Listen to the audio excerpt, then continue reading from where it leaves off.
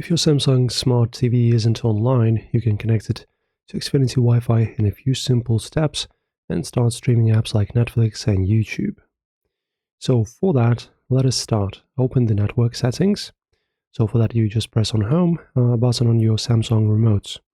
After that, the steps are, you go to Settings, General, and Network.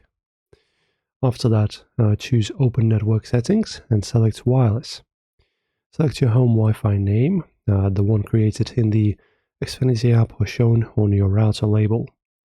And then you enter the Wi-Fi password carefully and select Done.